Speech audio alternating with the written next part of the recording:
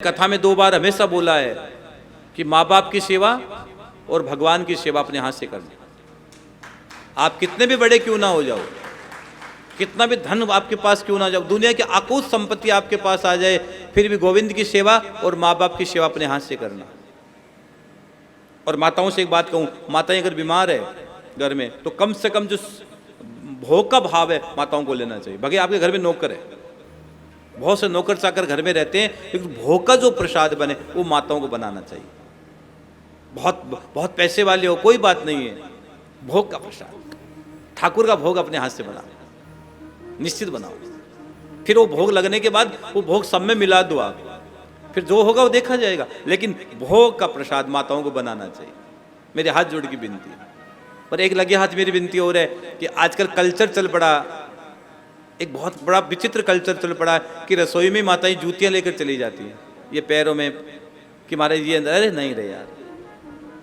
कई लोग तो अंदर तक जा रही हैं जूतियां, चंपल अंदर तक जा रही है, नहीं ना, गलत बात। और कई माताएं जब भोजन बनाती है तो अपने केस को खुला रखती है, ना मत तो रखना, बाल को खुला मत रखना, इस बुग्गे को बांध के रखना। बुग्गा, हम लोग राजस्थान में बुग्गा चोटी जो भी आप बोलते हो, इसको बांध के रखना। एक बाल गिर गया तो यार जीवन नरक हो जाएगा, भगवान को भोग नहीं लगेगा। अगर थाली में, भोजन की थाली में बाल आ जाए वो भोजन त्याज्य बताया गया है।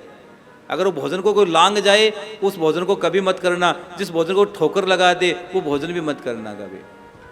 और पति पत्नी को भी एक साथ भोजन नहीं करना चाहिए। पति पत्नी के एक साथ भोजन करते हैं तो शराब के समान भोजन बताया गया है, इसलिए कभी मत करना। आप सोचो कि प्रेम बढ़ेगा, प्रेम बढ़ेगा नहीं। प्रेम, कई लोग स्टेटस संभाले हम पति, अरे प्रेम नहीं बढ़ता है। प्रेम तो तब बढ़ेगा कि पति भोजन कर ले, उसके बाद थाली में भोजन कर, तब प्रेम बढ़ेगा। हाँ? और ये मैं नहीं कह रहा हूं, अग्नि पुराण में लिखा है। भीष्म पितामह ने अर्जुन को ये बात को बताया है। पितामह से अर्जुन ने पूछा कि प्रभु भोजन का नियम बताओ, तब पितामह ने भोजन का नियम बताया है कि आपको ऐसे ऐसे भोजन करना चाहिए जिसको ठोकर लगा दे कोई। और एक और बताऊं, आप भोजन करते हो ना, डायरेक्ट भोजन पर नजर किसी की नहीं जानी चाहिए। भजन और भोजन पर्दे का विषय बाबूजी, भोजन और भजन पर्दे का विषय है। और अगर आपके घर में मंदिर बना है तो मंदिर भी बाहर से कोई व्यक्ति आए तो डायरेक्ट मंदिर पर भी उसकी नजर नहीं गिरनी चाहिए। पता है, अरे कैसे कैसे लोग आते हैं, कहाँ कहाँ से लोग आते हैं। और घर की सबसे ज्यादा कोई एनर्जी घर में है तो आपके मंदिर से आपको मिलती है।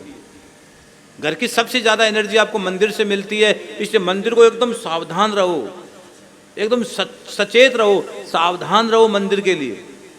बाहर से कोई व्यक्ति अचानक आ जाए तो मंदिर पर नजर नहीं गिरनी चाहिए। और तुम भोजन करने बैठो तो तुम्हारी भोजन पर डायरेक्ट नजर नहीं गिरनी चाहिए।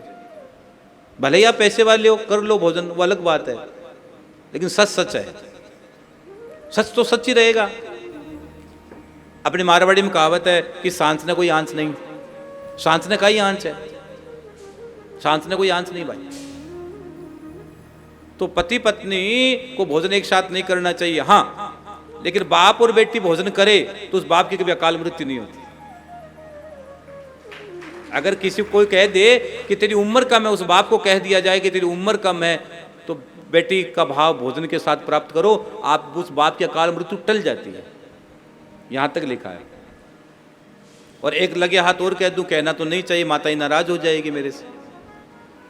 मेरी माताओं से तो मैं आपका बेटा हूं, मेरी माताएं नाराज हो जाएगी, नहीं कहूंगा, नहीं कहूंगा।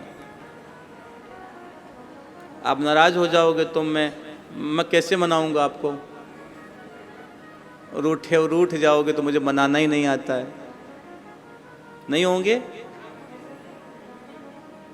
आना, बेटा हूं, हो सकता है अगर गलत बोल दूं तो एक चांटा लगा देना, लेकिन रूठ मत जाना है। मुझे धकाल देना, मुझे कह देना तूने गलत बोला मनुश्री, लेकिन सच कहूंगा, बोलूंगा तो सच बोलूंगा। या तो बुलवाओ ही मत, बोल दूं तो कह देना। दिन में मत सोना, दिन में माताओं को नहीं सोना चाहिए।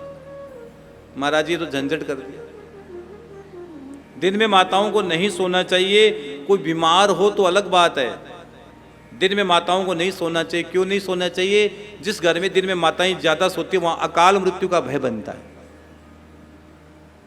इसलिए ज़्यादा मत सोना। कभी कभी मन करे 2-5 मिनट अंगड़ाई ले ली, अलग बात है, लेकिन ज़्यादा मत सोना, सारे दिन सोते ही रहते। अरे कई लोग तो सोते सोते ये जो बेड परेशान होता, बेड बोलता निकल तू जा यार। जय श्री श्याम।